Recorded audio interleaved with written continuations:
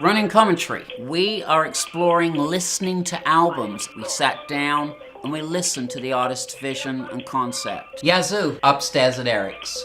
Yazoo, Upstairs at Eric's was a smash hit album from 1982, produced by E.C. Radcliffe.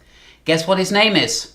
Eric. That's where the album title is taken from. The sleeve is very unusual. You see two mannequins. One half of the mannequin is on each side of the table, is leaning on the table, and the other half of the mannequin is seated on the opposing chair.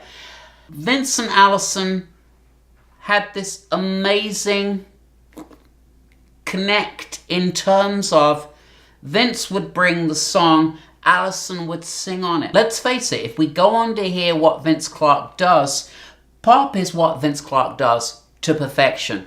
Alison Moyet is bigger, brassier, ballsier. There's something about her presentation, her down-to-earth ability to just open her mouth and sing. She really dispenses with the bullshit. Number 2 with Only You. The next Christmas, that song was covered by the Flying Pickets to make a Christmas #1 in 1983. Don't go, it comes on instantly. People are on the dance floor.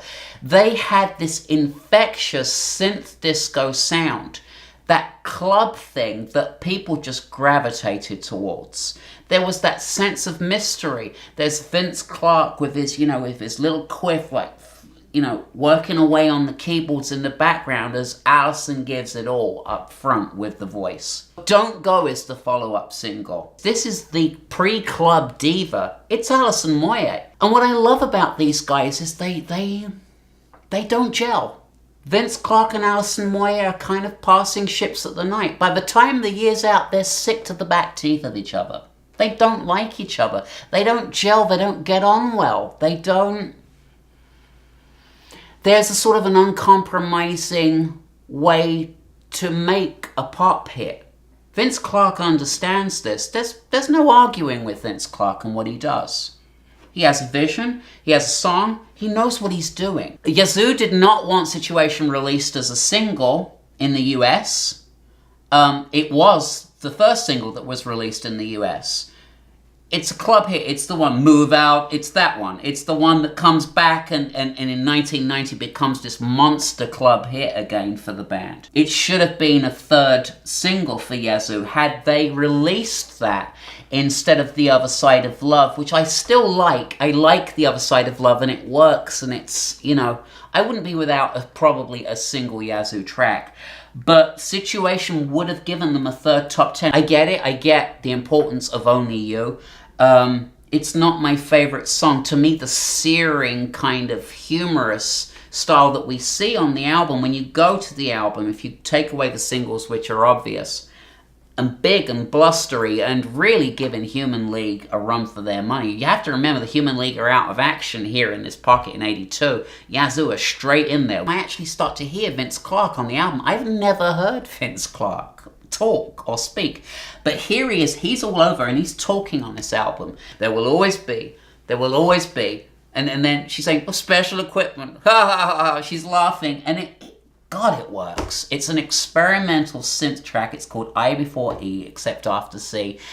Bad Connection, I love the operator's droll voice. There was a thing that we used to do as kids in the phone booths back home where you would call 999 and you'd say, something like, there's a train on the line, you better get off, or something like that. And there would always be this woman with this very droll voice, oh, so you're calling up the operator again and wasting time. And she goes, and you know that your call is being traced as you speak, which in those days was an impossibility.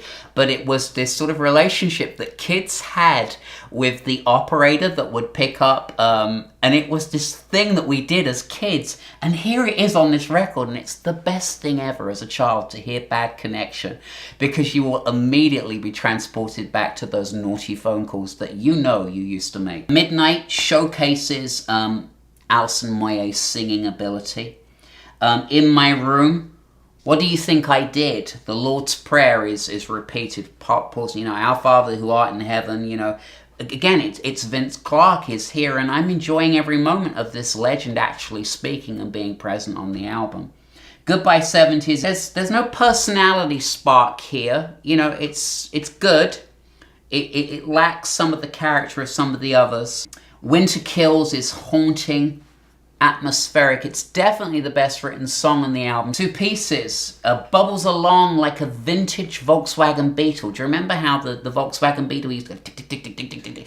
This is what this Yazoo track sounds like. It sounds like a Volkswagen Beetle from 1973, and I love Volkswagen Beetles, so therefore this track works for me. A little poppy. This is where Vince and Alison, I think, came to blows a little bit, because it would get really poppy, and she doesn't want to sing a silly little pop song. You know, it's very, very, and I'm not being rude about the work here, it was just like, sometimes I think it got a little uncomfortable with the work, where, let's face it, Alison loves her punk.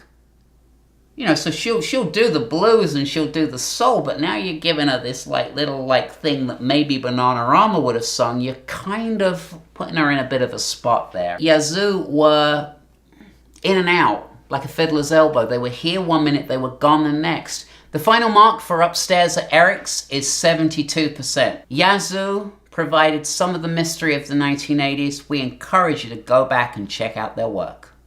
If you'd like to subscribe to the channel, recommend it to friends, post comments. Also, if you have an album that you'd like to hear reviewed, we welcome your requests.